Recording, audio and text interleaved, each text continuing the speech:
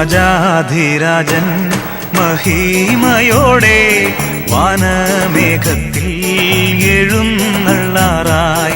രാജാധിരാജൻ മഹിമയോടെ വാനമേഘത്തിൽ എഴുന്നള്ളാറായി.